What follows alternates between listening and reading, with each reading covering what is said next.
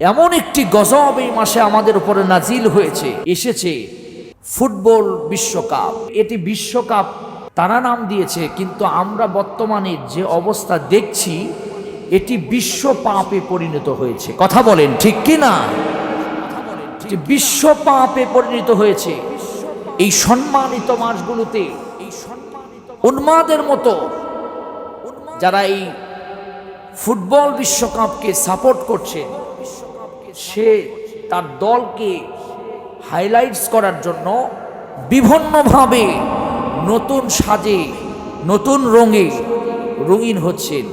কেউ তার ড্রেস আপকে নতুন করছেন, কেউ তার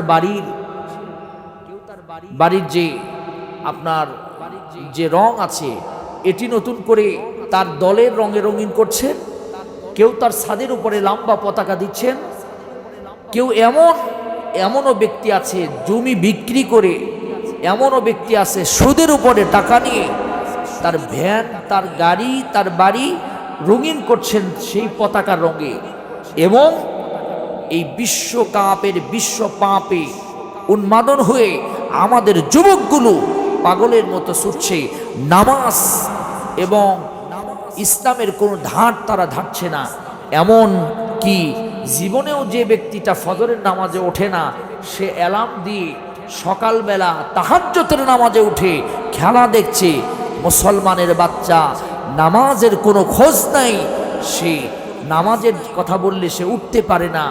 সে ব্যক্তিটা সময় মতো উঠে ফুটবল বিশ্বকাপে উন্মাদন হয়ে যাচ্ছে, মাতিয়ে যাচ্ছে। এমনকি এলাকায় বড় বড় প্রজেক্টর দিয়ে খেলা দেখার ব্যবস্থা করা হচ্ছে এবং নামাজের সময়ে এই খেলার দৃশ্য, মসজিদে নামাজ হচ্ছে, খেলার সেই অবাধ সময়ে খেলার সেই সুন্দর পরিবেশ তারা তৈরি করে চিল্লাচিল্লি হইচই করে চলছে। এমনকি এই বিশ্বকাপের বিশ্বপাপে উন্মাদন হয়ে লক্ষ লক্ষ কোটি কোটি টাকা যুবকরা জুয়া খেলে নষ্ট করছে। কথা বলেন ঠিক কিনা? কিন্তু এই তো মাস, যে মাসে আল্লাহর মাস, সম্মানিত মাস, এ মাসে আল্লাহ পাকে নবীদের উপরে কিছু কারামত ঘটিয়েছিলেন। সে মাসে রোজার নামাজের খবর নাই, সে মাসে গুনাহ আল্লাহ বর্জন করতে বলেছেন, সে মাসে আমরা গুনাহ করছি। আল্লাহ রাব্বুল আলামিন কোরআনে কারীমে সুন্দর করে জানায় দিয়েছেন, লা ইয়াত্তাখিযুল মুমিনুনাল কাফিরিনা আউলিয়া মিন দুনিল মুমিনিন। জোরে বলেন আল্লাহু আকবার। আল্লাহ রাব্বুল আলামিন বলেছেন, কোন ইহুদি নাসারারা মুসলমানের বন্ধু হতে পারে না। মুসলমানের বন্ধু কেবল মুসলমানেরা।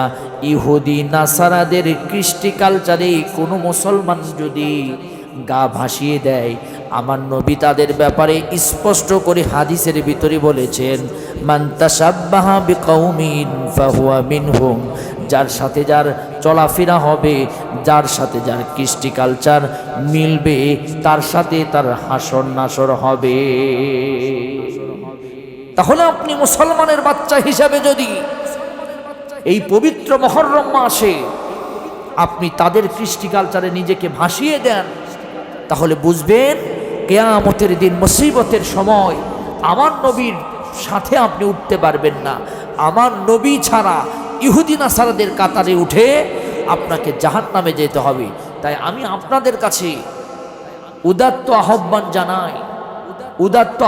জানাই, আপনারা এই বিশ্বপাপে গা ভাসিয়ে নিজের ঈমান নষ্ট করবেন না। সবাই বলেন ইনশাআল্লাহ। আমার যুবকদের প্রতি আমার রিকোয়েস্ট, মুহাম্মদ সাল্লাল্লাহু আলাইহি সাল্লাম বিভিন্ন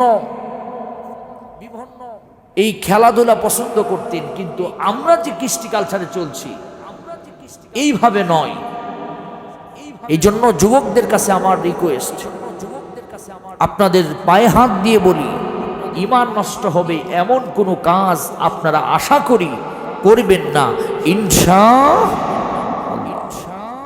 তাহলে আমাদের এই মহররম মাসের প্রধান কাজ হবে আমরা মহররম মাসে 9 এবং 10 তারিখে রোজা রাখবো।